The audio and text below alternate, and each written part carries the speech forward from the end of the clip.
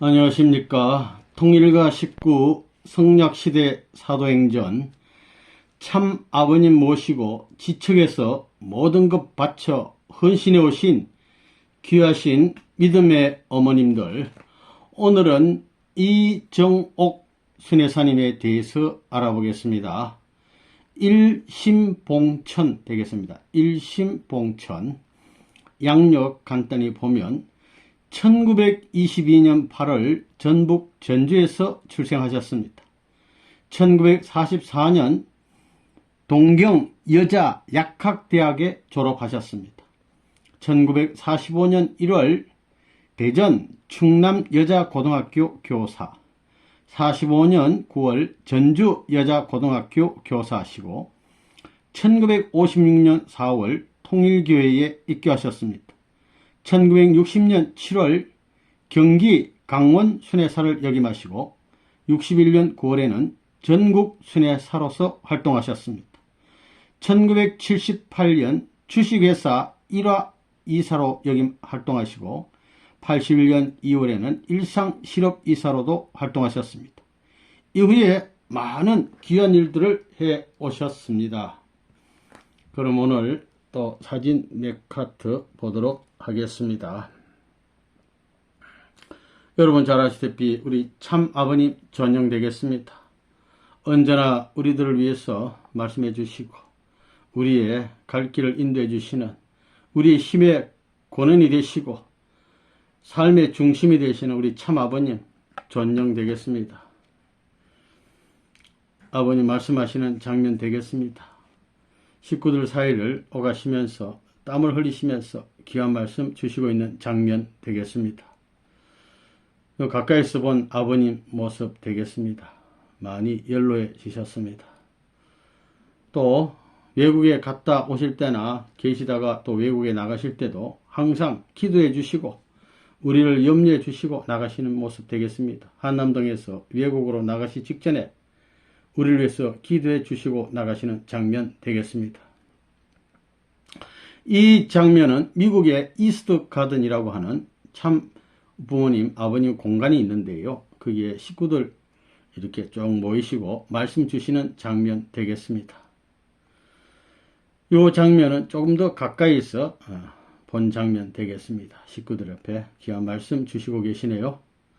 또 밤에는 또 수없이 읽은 강령문을 불 켜놓으시고 안경까지 쓰시고 이렇게 읽으시면서 정성을 모으시는 장면 되겠습니다.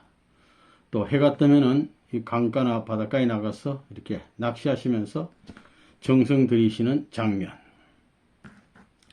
이제 이 장면부터 우리 이정옥 순회사님은 전북 전주에서 나셨는데 전주 여고 2학년 시절 꽃다운 나이의 모습 되겠습니다. 여고 2학년 때. 이 장면은 여고 이제 졸업하시고 일본에까지 가서 공부하고 돌아오셔가지고 그 학교 학생들, 학생의 선생님이 되셔가지고 와서 학생들을 지도하는 장면 되겠습니다. 이 장면은 약학대학을 하셨기 때문에 약국을 경영하는 장면 되겠습니다. 이 뒤에 계시네요. 약국 경영. 이 장면은 우리 참 아버님 만나 뵙고 가까이 있어 바로 무슨 책인지 모르겠습니다만은 말씀도 듣고 이렇게 지도받는 아주 귀한 장면 되겠습니다. 이 장면은 초창기에 여기 칠판도 조그만 거 걸어놨는데요. 이 교회 같습니다. 식구들도 이렇게 앞에 쭉 있고 이건 책은 아니고 무슨 편지 비슷한 건데 이걸 무릎을 딱 꿇고 있네요. 읽으시고 있는 정말 귀한 예배 시간 되겠습니다. 이 장면은 또 초창기 때 또 우리 식구들, 귀한 식구들하고 야외에서 전부 다 흰 옷을 입었어요. 우쪼그리를. 이 장면은 뒤에 학생들도 있고, 이건 또 날씨가 약간 추운가 봅니다. 조금 두껍게 입고 또 찍은 귀한 장면 되겠습니다. 주로 남자들이네요. 이 장면은 또 여자님 식구들하고 또 한 장면 찍으셨고, 이 장면은 우리 요 분이 누구냐면 예진님 되겠습니다. 우리 이종옥 순회사님 되겠는데 참 아버님께서 예진님이 태어나고 곧장 어린 아기를 좀 키워라 그러셔가지고 9개월 동안 정성껏 키웠다고 합니다. 예. 요 장면은 여기 이종옥 순회사님, 요 분이 이소담 여사님 되겠습니다. 흥진님입니다. 흥진님 어릴 때 주로 참가정의 아기들 많이 돌보신 것 같습니다. 요 장면은 야외인데요. 참 아버님과 바로 측근에서 늘 아버님 그림자처럼 늘 가까이 많이 계시는 분이 되겠습니다. 예. 요 장면은 우리 이종옥 순회사님 외국에 갔다 오셔가지고 외국에 계신 또 김영희 협회장님한테 편지하는 거 되겠습니다. 이거 한번 읽어보겠습니다. 오늘은 11월 10일 주일인데, 주일이라고 했어요. 서울은 첫눈이 약간 내리고 기온이 갑자기 영하 1도로 떨어졌습니다. 전부 다 옛날식이에요. 전 구라파를 책임지시고 수고하시는 김 협회장님과 남숙 엄마 그동안 옥체 편안하시며 식구들도 다 잘 일하고 있는 줄 믿습니다. 방독 시에는 독일에 방문했을 때는 일일이 따뜻한 마음을 써주시어 정말 감사했습니다. 특히 생일을 기억해 주시고 날짜가 지났는데도 그렇게 알뜰하게 식구들을 동원시켜서까지 축하해 주신 것 생전 잊을 수 없는 추억이 되었습니다. 미국에 가서 몇 번 전화를 시도했는데 통화가 잘 안 되었습니다. 내가 미국에 방문할 수 있도록 있었던 것도 저를 독일에 머물게 해주신 협회장님의 덕택이었습니다. 미국에서 부모님의 따뜻한 사랑을 많이 받고 11월 2일 귀국했습니다. 귀국해보니 남숙 엄마는 이미 독일에 갔더군요. 아버님께 구라파 식구들이 김 협회장님을 정말로 존경하며 한마디 불평 없이 다 잘 순정하고 일을 잘하고 있더라고 말씀드렸더니 그래 그러시면서 기뻐하시었습니다. 과학자 대회가 끝나면 아버님께서 귀국하실 것으로 믿고 이곳에서는 모실 준비를 하고 있습니다. 그때 김 협회장님도 모시고 한국에 오시는지요? 제가 없는 사이에 우리 회사, 이거는 세일 이행사가 되겠습니다. 그때 사장이었어요. 회사에는 좀 어려운 일이 있었는데 다행히도 제가 돌아오자마자 일들이 잘 해결이 되어 정말로 하늘 앞에 감사드리고 있습니다. 김 협회장님 자녀의 날 미국에 가시는 것으로 믿고 이 편지를 유광열 편사위원장에게 부탁했습니다. 부디 모시고 미국에 계시는 동안 많은 사랑과 은총 받으시기 바라며 부디 건강하시기 빌며 또다시 만날 날을 기대하면서 자세한 이야기는 직접 뵙고 환담할 수 있으리라고 그때로 미루고 이만 줄입니다. 김인구 씨와 마이 로마나와 부엌에서 일하던 일본 식구들에게 안부 전해 주세요. 1985년 11월 10일 존경하는 김 협회장님께 이종옥. 우리 순회사님의 필체와 귀한 심정을 알아봤습니다. 이 희호는 참 아버님께서 1974년 5월 1일 날해주신 희호인데요. 일심 한마음으로 받든다 이거죠. 하늘을 우리 하나님과 아버님을 받든다 이런 뜻이 되겠습니다. 이 희호를 우리 이종옥 순회사님은 일생 귀하게 간직하고 마음에 두고 사시는 것 같습니다. 요 장면은 또 귀하신 분하고 같이 웃으면서 찍었고 요 장면은 애기들하고 또 이렇게 사랑을 나누는 장면. 요 장면은 기도하시는 장면 되겠습니다. 무슨 집회에서. 요 장면은 세일 여행사 이제 간판을 사장에 취임하시고 1985년도가 되겠습니다. 1월 8일로 되어 있는데요. 간판 거는 시간 되겠네요. 요 장면은 또 이렇게 한 장면 있으시고 업무를 보시며 전화 받는 모습 또 참 아버님 모시었고 이렇게 사인 받는 아주 또 역사적인 장면 되겠습니다. 요 장면은 요 이종옥 세계 순회사님 레교라 그랬어요. 교회에 왔다는 얘기죠. 이 일본에 순회하셔서 말씀 주시는 장면, 일본 식구들 앞에. 요 장면은 1994년 3월 6일 동경이래 동경교회에 오신 것 같습니다. 남사고 역사사자 썼어요. 서성사자 아니고 남사고 교감요록에 대해서 뭐 이렇게 써놓으시고 귀한 말씀 주시는 것 같습니다. 아버님 모시고 지그시 웃으시면서 아버님 모시고 찍은 사진, 역사적인 사진. 우리 순회사님은 늘 아버님이 이 머릿속에 늘 마음속에 있는 것 같아요. 예. 또 아버님 모시고 무슨 책에 아버님이 사인해 주시고 옷 색깔도 비슷하네요. 이렇게 웃으시면서 아버님 모시고 역사적인 장면. 여기 좀 또 귀하신 우리 어머니들 여기 이종옥 선생님 계시는데 함께 찍은 사진 되겠습니다. 또 아버님 모시고 찍은 역사적인 사진. 또 꽃이 이렇게 주변에 있고 이렇게 멋지게 찍으셨네요. 요분은 최연아 문연아님이라고 그러죠. 효진님 우리 사모님 되겠습니다. 사진 또 한 컷 더 찍으시고 요 꽃밭에서 또 한번 이렇게 멋진 포즈를 취하시고 또 한복을 예쁘게 입으시고 입술도 이렇게 예쁘게 칠하셨네요. 이래가지고 한 컷 더 찍으셨습니다. 요 장면은 야외에서 어디 뒤에 바위가 있는 거 보니까 우리 아버님 모시고 또 한 컷 더 찍으시고 또 혼자서 이렇게 웃으시면서 찍어봤습니다. 또 참 아버님께서 귀한 기도를 하실 때에 좀 양상 같아요. 이렇게 우산을 양산을 들고서 또 기도하시면서 찍은 장면. 이 장면은 요분이 누구냐면은 공자님 사모님 되시는 이경준 전 총장님 이경준님입니다. 한남동에서 참 아버님으로부터 무슨 사인을 받고 계시는 장면 같습니다.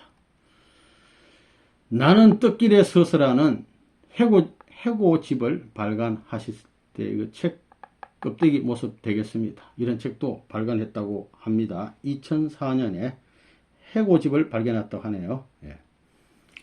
요 장면은 5대 성인들 모습입니다. 우리 이종옥 순회사님은 남편 되시는 분이 마음의또님 되겠습니다. 성인 가정.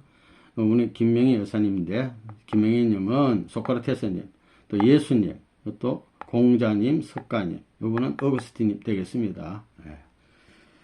1998년도 6월 13일 날 3억 6천 쌍 때 1차 때 뉴욕에서 영육 축복을 받으신 분들인데 우리 예수님 사모님은 좀 1973년도 1월 3일 좀 일찍 좀 받았고 같이 그 다음 해에 99년도에 모여서 사진을 찍었습니다. 높은 산에서 이 강을 바라보시며 이렇게 찍었는데요. 아마 청평 같은데 야외에 우리 아버님 모시고 찍고 또 고기도 한 마리 큰 거 낚아 올렸습니다.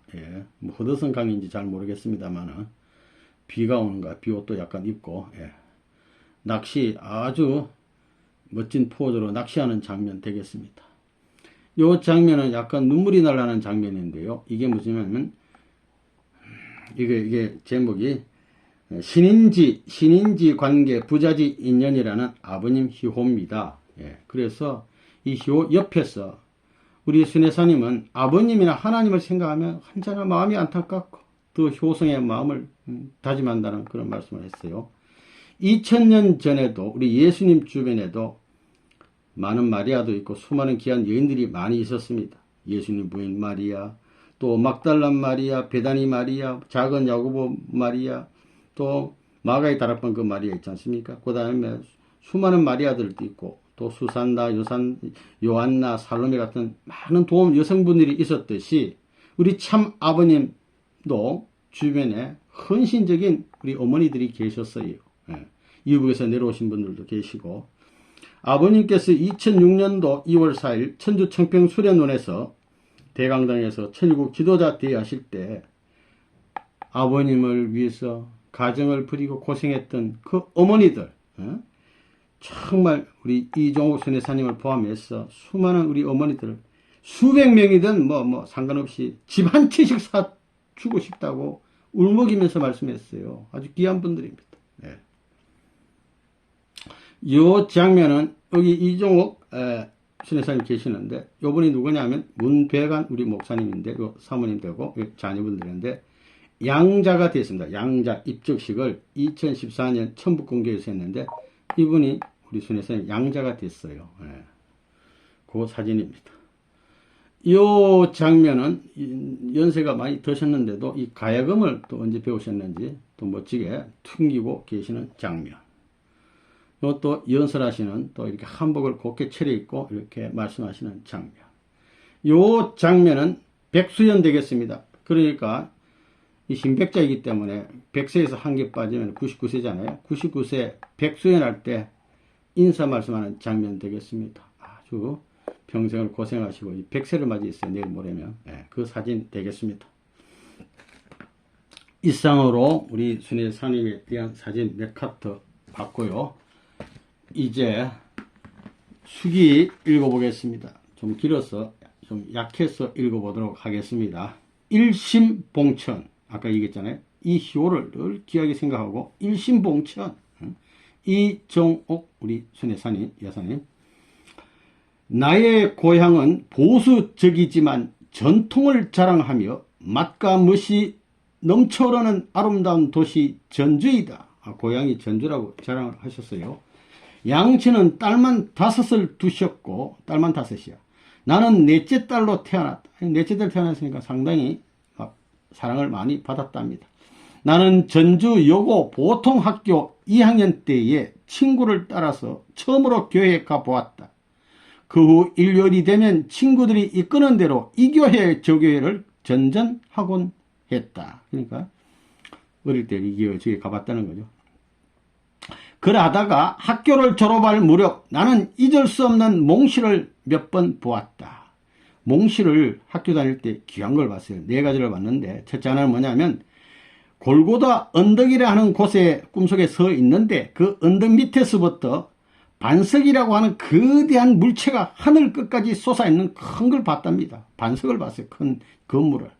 또 하나는 몽시는 하나님이 아담 헤아를 창조하시기 이전 태초의 에덴 동산 그 지구성 모습을 보았다는 겁니다. 또 세 번째는 소련군이 쳐들어왔는데 우리 이순회사님이 페르시아군의 장군 옷을 입고 그들을 싸워서 물리치는 꿈을 꿨다는 거예요. 공산주의를 이기는 꿈을 꿨다는 겁니다.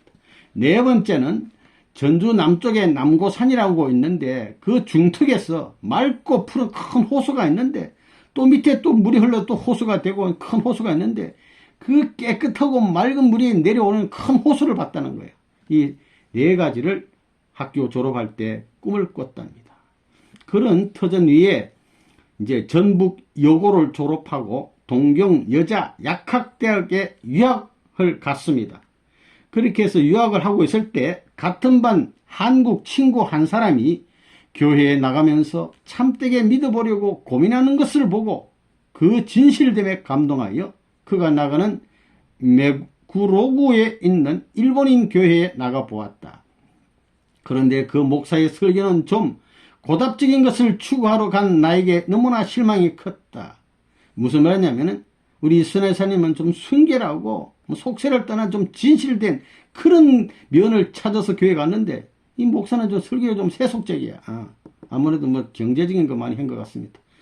그 후에 다시는 교회에 나가지 않고 성경의 내용이라도 알아보아야겠다는 생각하고 1업판 성경을 사가지고 읽어봤다. 교회 안 나가.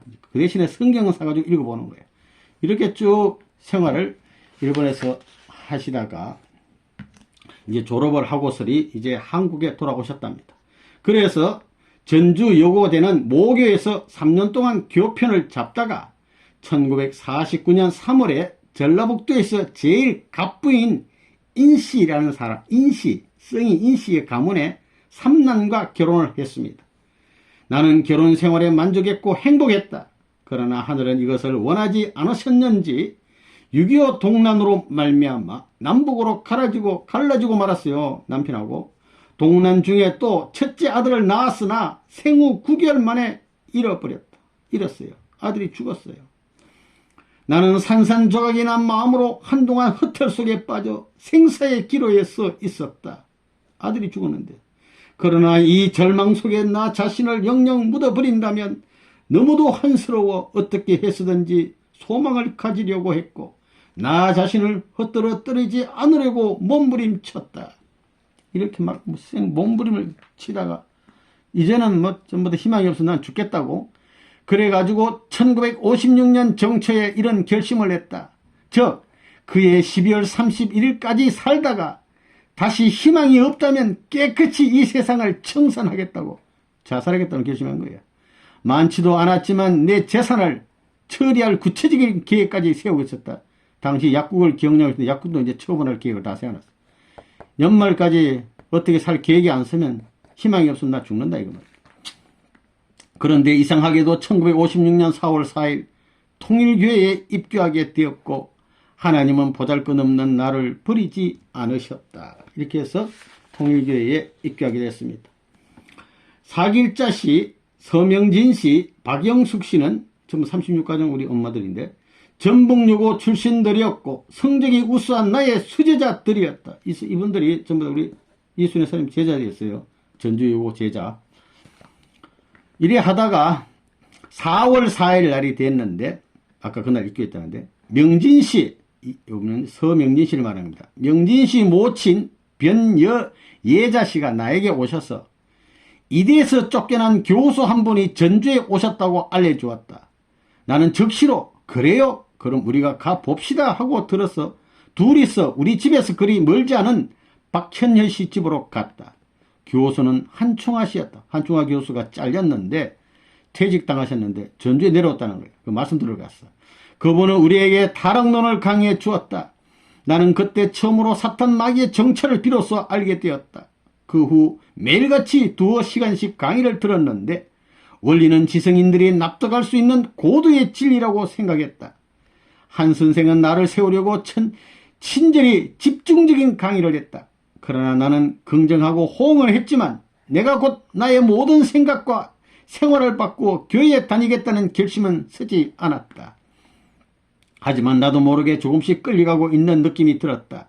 그러자 4월 15일 한충하 선생은 나를 보고 서울에 가서 4월 17일 부활절 행사에 참여하고 선생님을 뵙자고 청했다. 그때 나는 약국을 경영하고 있었기 때문에 내가 며칠간 약국을 비우면 젊은 아이가 있었지만 지장이 많았기 때문에 선뜻 나서지 못하고 주춤했더니 16일 떠나자고 권고했다. 남이 권하면 거절 못하는 성격이어서 몸이라고 생각하면서 변예자 한충하 씨와 함께 16일 서울행 열차에 올랐다. 서울 가는 거예요. 가보는 거예요. 아버님 만나뵈러. 도착날 진주에서 서울까지 당시 8시간이 걸렸고 연착하면 10시간이나 걸렸는데 종일 기차를 타고 저녁 9시에 청파동 교회에 도착했다. 그날 저녁 처음으로 선생님을 뵐 수 있었고 학사에 있던 사길자 서명진, 박영수, 김정은 씨가 내가 왔다는 소식을 듣고 뛰어와서 반가이 맞이해 주었다. 제자가 선생 왔다니까 맞아준 거예요. 그러나 간정을 듣거나 식구들의 노래를 들으며 저녁 9시부터 새벽 4시까지 쉬지 못하고 낯선 분위기 속에 앉아 있어야만 했다. 더구나 종일 기차에 시달려왔고 편안하게만 지내온 나로서는 피곤해서 견딜 수 없는 것을 겨우 참았다. 새벽 4시가 좀 지나서 학사에 가서 약 2시간쯤 눈을 붙였다가 오전 8시에 버스를 타고 우이동으로 부활절 야외 예배를 보러 갔다. 나는 아직 확실한 식구가 된 입장이 아니기 때문에 예배의 형식이나 선생님의 간절하신 기도, 식구들의 행동 등을 관찰하고 있었다. 오래된 식구들이 나 같은 시골떼기 풋내기는 그들도 보지도 않을 줄 알았는데 의외로 모두들 관심을 기울여 주시며 친절히 뵙해주어 즐겁고 은혜스러운 부활절을 보낼 수 있었다. 초창기는 사랑이 충만해요. 다음 날부터 이틀 동안 유 회표장님의 원리 강의를 들었다. 선생님께서도 강의 장소에 친히 나와 앉아 계셨다. 아버님도 같이 들어. 종교는 과학을 초월한, 즉 과학으로 설명할 수 없는 그 무엇이라고 생각했는데 이렇게도 과학적이요 논리 정연한 창조 원리, 과학과 종교를 일치시킨 이 진리에 많은 감동을 받았다. 이렇게 하시다가 이제 집으로 내려가야 되니까 떠난다는 인사를 선생님께 드리려고 예자씨와 같이 오후 5시 반경 청파동 교회에 들렸다. 이제 내려갑니다. 인사하고 가려고. 마침 교회 안방에 계시던 선생님은 우리들을 반겨 마셔주시면서 더 있다가지 왜 벌써 가겠는가 하시었다. 그러나 나는 약국을 오래 비워 놓았기 때문에 가야만 된다고 말씀드렸다. 그때 선생님께서는 좀 더 심령을 길러주시려고 하셨는데 나는 그 심정을 전혀 눈치채지 못했다. 곧 일어서려고 하는데 진지한 말씀을 시작하셨다. 막 일어서자마자 아버님 말씀하시는 거예요. 웬일인지 일어설 수가 없었다. 1시간 2시간이 흐르고 예자씨가 그만 인사하고 가자고 했지만 너무 열심히 말씀을 하셔서 그 말씀에 끌리기도 하고 미안해서 일어설 수가 없었다. 이런 아버님이야. 말씀을 막 주시는 거예요. 그 사랑이 못 일어나는 거지. 그러자 저녁상이 들어왔다. 저녁을 먹고 가라고 너무 친절히 권하시어 사양도 못하고 저녁상을 받게 되었다. 선생님은 외상을 받으시고 혼자 상을 받으시고 우리들은 그 앞에서 여러 식구들이 같이 먹었다. 식사 중에도 선생님께서는 계속 말씀을 하시어 천분도 1초도 주의를 딴 곳으로 돌릴 수가 없었다 이거예요. 아버님 식사 중에도 계속 말씀하시네. 예자씨가 밥 먹고는 어서 가자고 해서 그러자고 했지만 선생님은 그럴 수 있는 틈을 주시지 않고 계속 말씀을 하셨어. 부산에서 강연시 씨한테 하는 말씀은 똑같아요. 지금 생각하면 쓸모없고 죽어버린 인간을 살려주시려고 그렇게 심혈을 기울여 주셨던 것이다. 그때가 나에게 있어서 결정적인 중요한 순간이었다.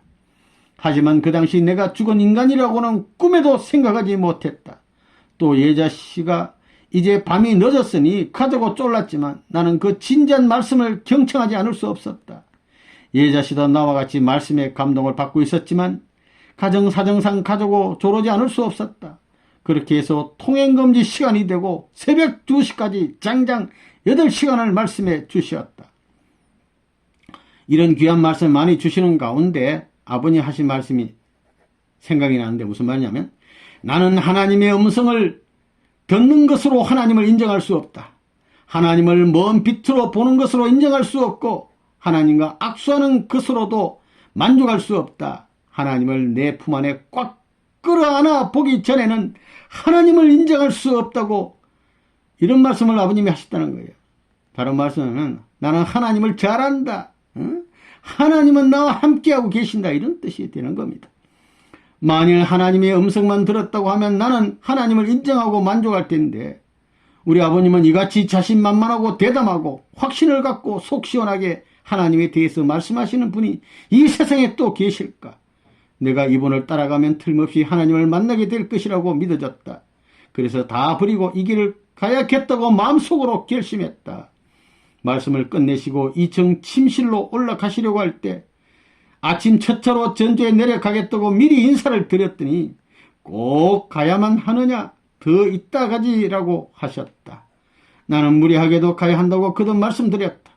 그리고 안방에서 할머니들과 같이 3시간쯤 눈을 붙였다가 새벽 6시에 일어나 교회를 나와 이제 집으로 내려오는 것입니다. 집에 내려와서 이제 시간이 지났는데 그해 5월에 선생님께서 전주교회에 오시어 예배를 보게 되었다. 얼마나 반가워요. 선생님께서 기도할 때 나는 처음으로 환상을 보았다. 마치 영화 필름처럼 나타났다 사라졌다. 아버님 말씀하는 중에 본인도 영적 체험하는 거예요. 환상을 막 봐. 또 한 번은 방에서 혼자 있는데 누가 정옥씨 하고 상냥하고 정단 목소리로 불러서 깜짝 놀라 주위를 돌아보니 아무도 없었다. 영적으로 듣는 거지. 이렇게 해서 음성도 들었고 그 후 수년 후에는 아래층에 있으면서 2층에 일어나는 일을 그대로 기도 중에 환상으로 본 일도 있다. 시공을 막 초월하는 거야. 입교 후 한 달 만에 원리 시험이 있다고 들었다. 한총화 선생이 뜻은 벌써 이루어졌는데 나보고 이제서야 들어왔으니 늦었다고 했다. 다들 천국에 들어가셨는데 나만 뒤에 처진 것 같이 생각되어 빨리 시험에라도 합격해야 되겠다고 생각되어 준비를 했다. 그래서 열심히 원리 공부했답니다. 합격하려고. 1956년 7월 1일 제3차 원리시험을 전주교회에서 몇몇 식구들 같이 치르고 그 답안지를 곧 서울 본부교회로 보내졌다.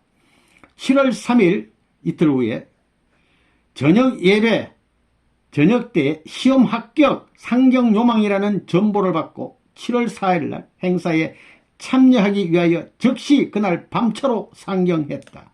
본부교회 가보니 94점으로 합격이 되어 있었다. 유 협회장님이나 모든 식구들이 들어온 지 3개월도 못 되어 그렇게 훌륭한 성적으로 합격할 수 있었다는 것은 놀라운 사실이라면서 하늘이 택하신 수재라고 과천을 해주어 송구스러웠다. 수재.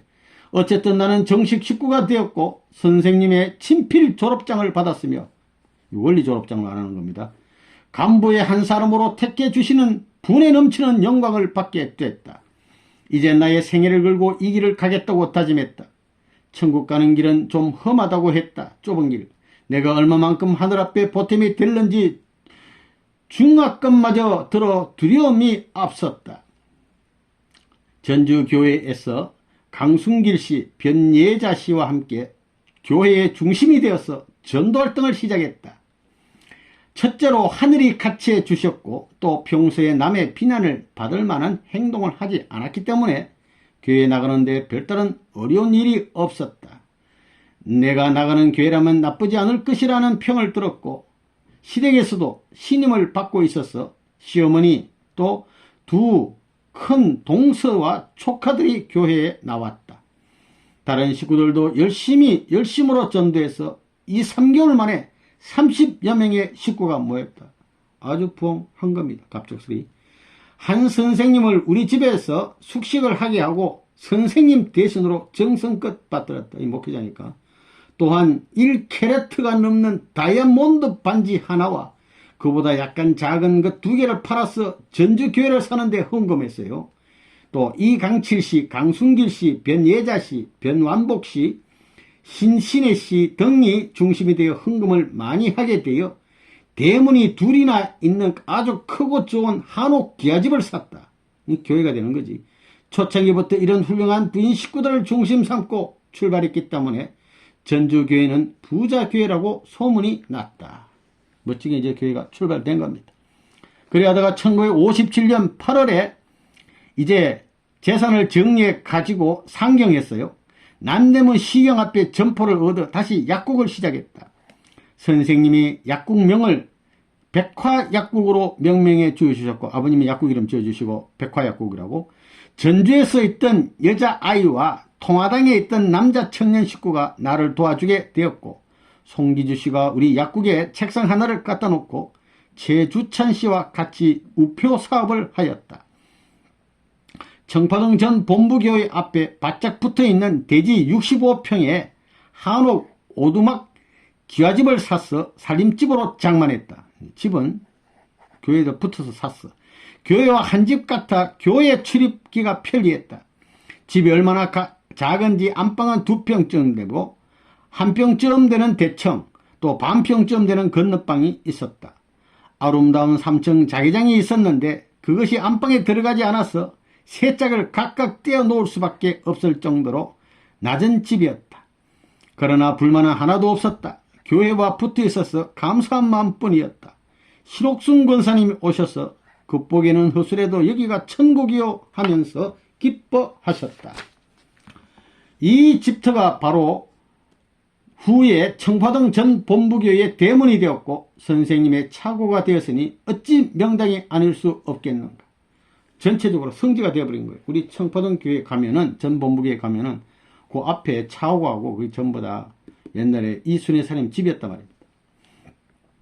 서울로 이사 오려고 할 때 고향을 떠나 낯선 곳에서 어떻게 외로이 지낼 것인가를 걱정이 되었다. 그래서 하나님 아버지, 이제 제가 생소한 서울로 가면 가장 심정이 잘 통할 수 있고 뜻을 받들어 나가는데 서로 도움이 되고 가장 가깝게 지낼 수 있는 분으로 2분을 허락해 주시옵소서 하고 3번이나 기도했다. 그래서인지 상경에서 본부교회 와 보니 선생님께서 이덕삼 형님과 최원복 선생 2분과 3위기도를 묶어 주셨다. 이 귀한 분 아닙니까? 이 전부 다. 이북에서 모신 분. 최 선생님께서 미리 아시고 그 내용을 알려주시면서 상냥한 표정으로 나를 껴안아주시면서 기뻐하셨다. 이렇게도 빨리 내 기도를 이루어 주시다니 정말 놀라웠다. 감사. 나는 내 힘껏 뜯기를 달렸다. 1957년 7월에 식구들은 누구나 다 7일 금식을 하도록 선생님께서 명령하셨다. 이것이 7일 금식 기도 시초였다. 이 7일 금식을 통해서 하나님의 말 못할 깊은 사정, 눈물 지으시는 사연이 체열되는 것 같았고 살아있는 하나님의 사랑을 피부로 느꼈다. 금식을 하면서 이런 또 귀한 사랑을 느꼈다는 거예요. 한 번은 전도를 목적으로 800명 신도를 갖고 있는 원효라의 어느 큰 교회에 새벽 기도에 매일같이 나갔더니 그 교회 목사님이 나를 전도할 생각으로 만나자고 청했다. 나는 이 목사님의 기성신앙 관념을 깨뜨려 볼 수 있는 절호의 기회라고 생각하고 성경에 너무 많은 의문이 있어 이것을 풀지 않고는 하나님을 믿을 수 없으니 대답해 달라고 많은 질문을 던져보았다. 목사님은 앞뒤가 맞지 않는 자기 나름대로의 설명을 해주면서 하나님을 이론으로만 따지지 말고 믿음을 가져라. 당신은 성경을 신학 박사보다 더 잘 알고 있지만 믿음이 부족하다는 내용으로 이야기해 주었다. 원리 말씀만 잘 알게 되면 성경에 대한 무식한 자도 수십 년 성경을 읽으며 연구한 신학 박사보다 훨씬 빨리 알 수 있다. 아멘. 1959년 12월 40일 동안 제3회 수련을 받게 되었다. 이번 수련회엔 선생님께서 특별히 아직까지의 8차에 걸쳐 행한 협회 원리시험에 합격한 식구들 가운데서 아직 수련을 받지 않은 사람은 저는 참가하도록 말씀이 계셨다. 나로서는 교회를 보면서 약국을 경영하기 때문에 원리 공부할 시간이 도무지 없었다. 그래서 이번 시험은 겨우 낙제만 면하면 다행이라고 생각할 수밖에 없었다. 이 수련회의 시험 결과가 1960년 5월에 발표되었는데 91점을 받아 뜻밖에도 1등을 하게 되었다. 이것은 하늘이 도와주시고 같이 해주신 것이지 내 힘이 아니었다. 정말 눈물이 나도록 기쁘고 감사했다. 1960년 7월부터 전국 순회를 하게 되어 경기도부터 시작했다. 그 당시 지방에는 잘 때는 큰 교회도 있었지만 교회 체제가 아직 성숙되지 못했다. 그리고 개척 전도에 파송됐기 때문에 몇 사람 혹은 20명 내외의 식구에 불과했고 재정적으로도 어려웠다. 가는 곳마다 저녁 집회를 열고 말씀을 해주면서 밤을 새워가며 대화의 시간을 가졌다. 선생님께서는 고생하라, 고생밖에는 남는 것이 없다고 말씀하셨다. 여러 가지 뜻이 있는 말씀이지만 그 하나의 예로서 나의 순회 활동을 돌이켜볼 때 식구가 많고 잘 되는 교회에서 대접받고 고생되지 않았던 곳은 특별한 기억이 없지만 어려움을 당한 곳은 언제까지나 기억에 생생하게 남는다. 그 위에 많은 고생을 하시며 이제 순회를 하시게 됐습니다. 한 번은 행계교회를 찾아가는데 밤길에 밥도 못 먹고 새벽부터 나와가지고 산 넘고 물을 건너고 아주 위험하게 너무너무 고생해서 이제 행계교회를 찾아갔어요. 그래서 새벽부터 종일 90리 가까이 걸어서 말할 기록도 없었지만 식구들이 다 떨어지고 4명의 청년들이 끝까지 남아있는 것이 대견스러워 이들만이라도 변하지 말고 끝까지 남아 축복받았으면 하는 간절한 심정으로 자정이 넘도록 말씀과 격려를 해주었다. 그들 중에 그 집 청년이 제일 심정이 좋고 순진하고 소박해 보였다. 처음에 행계교회 개척 나왔을 때는 한 50명이 모였는데 개척 나왔던 사람이 돌아가고 나니까 다 흩어져 버리고 청년만 4명만 남았어요. 내가 쉴 방은 이제 말씀해주고 이제 잠을 자야 되는데 내가 쉴 방은 안방 뒤에 있는 방인데 안방과 뒷방 사이에 한 사람이 출입할 수 있는 창이 있고 그 창으로 들어가 보니 비어 놓았다가 갑자기 쓸고 닦은 방이다. 흙 밀집 돗자리를 깐 바닥에서 흙 냄새가 진동했다. 순회사 잠자는 방이 형편없는 거야. 등불도 없어 아무것도 보이지 않았지만 뭐 흙강 같은 데 주무시라는 거예요. 방이 없으니까. 얼마 후에 눈이 어둠이 좀 익숙해지자 북쪽에 창문 하나가 희미하게 보이는데 까맣게 그런 창호지는 벌레가 먹어 많은 구멍이 나 있었다. 거기서 찬 바람이 솔솔 들어왔다. 천정에는 옥수수가 잔뜩 매달려 있었다. 아마 불을 많이 지핀 것 같은데 오래 비워 놓았던 방이라 쉽게 데워지지 않고 몹시 추웠다. 너무 추워서 다시 안방으로 가보니 그 방은 따뜻한데 아이들 서너시 이불도 베개도 없이 그저 뒹굴어 자고 있었다. 잠시 몸을 녹여 다시 내 방으로 가서 잠을 청하려 했으나 이불이 얼마나 까맣고 때가 끼어서 냄새가 나는지 추워도 덮을 수가 없었다.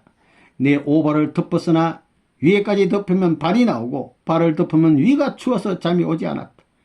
아직도 우리나라 산중에는 이렇듯 현대 문명과 거리가 먼 가난하고 인간의 밑바닥의 생활 상태를 벗어나지 못하고 있다고 생각하니 참으로 마음이 아팠다. 부디 그 집 청년은 참된 하늘의 자녀로서 축복을 받아 문명의 혜택을 받고 행복하게 살 수 있기를 진심으로 기원했다. 한편 이 깊은 산중에 와서 잠시나마 상상도 못했던 이런 생활 실태를 알게 되고 귀한 경험을 주신 하늘 앞에 감사했다. 이런 생각을 하는 중에 방이 좀 따뜻해지자 잠이 들었다. 2시간 자다가 깨어 시계를 보니 새벽 5시다. 이 집에 더 이상 폐를 끼치지 않으려고 아침 6시 반 첫 버스를 타겠다고 청년과 약속했었는데 행계까지 꼬리를 걸어 나가려면 그때 일어나야만 했다. 밤은 밖은 캄캄했고 모두 잠들어 있어서 조용히 밖으로 나가 집 앞 개울에서 세수를 하는데 물이 차서 손이 시렸다. 개울에 엎드려 세수를 하는데 마치 장터 같은 곳에서 많은 사람들이 떠드는 것처럼 소란스런 소리가 들렸다. 이상해서 눈을 반짝 뜨고 어둠 속의 사방을 살펴보았으나 고요한 들과 산뿐이다. 다시 얼굴을 씻으려고 엎드리니 또 다시 시끄럽게 소란한 소리가 들리는 것 같았다. 그 다음에는 얼굴을 들고 눈을 뜬 채로 급히 세수를 마치고 방으로 뛰어 들어갔다.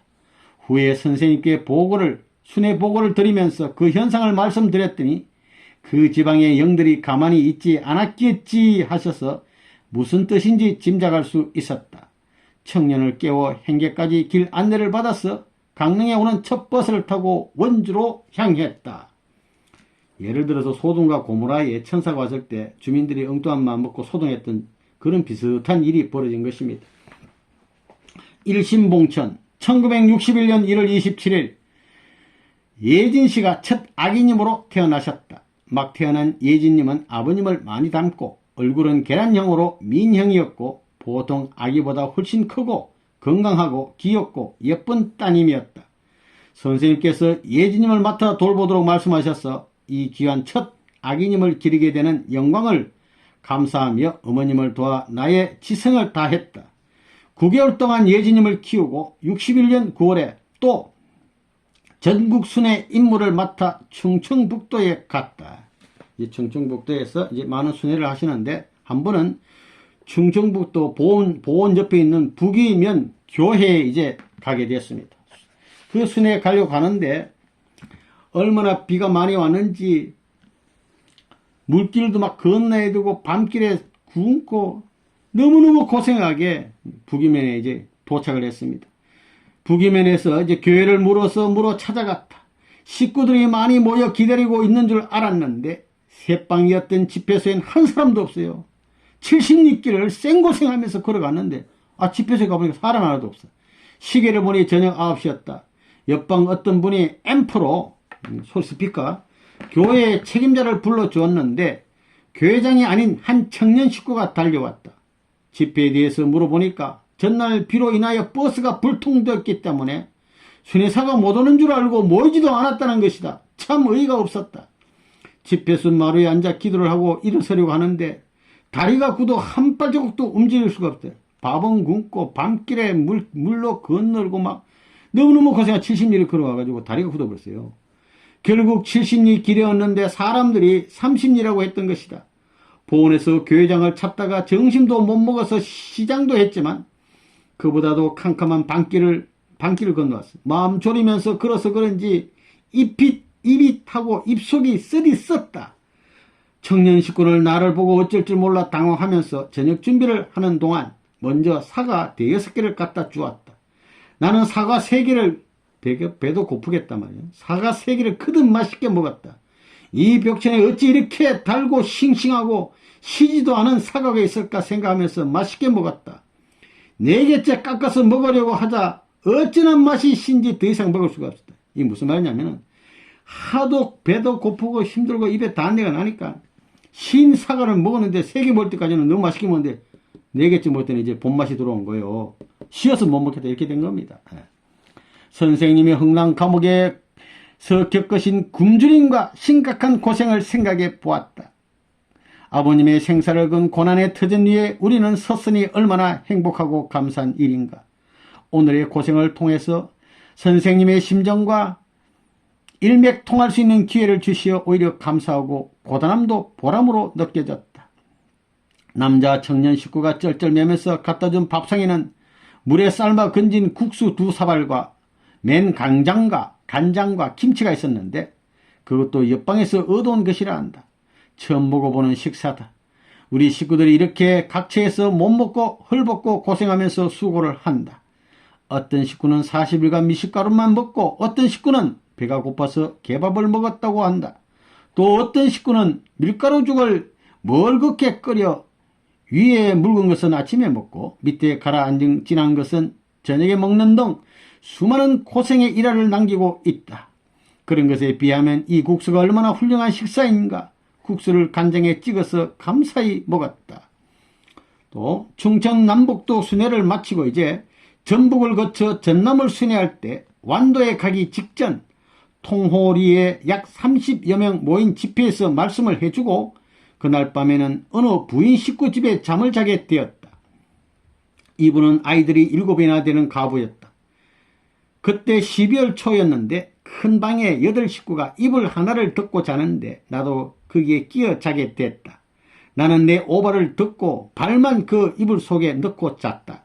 다음날 장덕희 권사님이 인도하고 있는 완도교회로 교회를 가는데 어젯밤에 자던 집에서 이가 올라 쉽게 말하면 벼룩 이거의 발로 통해서 이제 올라와서 버스 타고 가는데 버스 속에서 온몸이 가려워서 견딜 수가 없었다. 큰일 났잖아요. 긁을 수도 없고 온몸 속에서 이가 기어다니는 것을 느꼈지만 버스 속에서 어찌할 바가 없었다. 다만 장권사님을 찾아가면 즉시 옷을 갈아입고 이를 잡아야지 하는 생각밖에 없었다. 그날 아침 강순애 씨를 만나 같이 버스를 타고 완도에 갔다. 완도에 작은 섬인 줄 알았는데 우리 교회를 찾기 위해 강순애 씨와 둘이서 2시간 헤매다 저녁 때가 되었어야 겨우 교회를 찾았어. 교회에 들어가자마자 옷 갈아입을 시간도 일을 잡아야 되는데 시간이 없어요. 예배 시간이 되고 식구들이 모여 있어서 곧 성전으로 나가 예배를 보고 이가 깨물어도 참고 예배를 봐야지. 또 화동의 시간을 갖고 나서야 방으로 가서 옷을 갈아입고 호롱불 밑에서 일을 잡았다. 옷을 갈아입은 뒤에도 한동안 가려워서 견딜 수가 없었다. 지금도 어쩌다가 장권사님을 만나면 그때 잊었던 이야기를 꺼내시면서 웃으시곤 한다. 아버님도 흥남 감옥에서 일을 잡아가지고 장난쳤잖아요. 1964년 10월 1일부터 전국 순회 부흥회가 시작되었다. 나와 한조로서는 한인수, 김성일 양씨였다. 우리가 맡은 지역은 의정부, 천안, 김제, 목포, 마산, 포항, 충주, 홍천 8개 시업을 한 곳에서 일주일씩 머무르면서 전도 부흥회를 했는데 6개월 동안 계속했다. 부흥회를 하는 동안 성지 기도와 성초를 켜고 정성 들이며 전도에 힘썼다. 듣기를 따라온 지 30년 가까운 동안 말 못할 어려움도 많았지만 이 길이 참이라는 것은 날이 갈수록 깊어지고 부인할 수 없다. 아무리 생각해도 참이다. 그래서 나는 말씀이 취해 살아왔다고 해도 과언이 아니다. 남들은 나를 어떻게 보는지 모르지만 입교 이후 나는 나 자신이 불행하다고 생각해 본 적이 없다. 원리 말씀을 깨달으면 깨달을수록 실천이 중요하다고 생각된다. 영원성을 띤 이 막중한 뜻길에서 일심봉천만이 나의 책임이라고 생각한다. 아멘. 아주.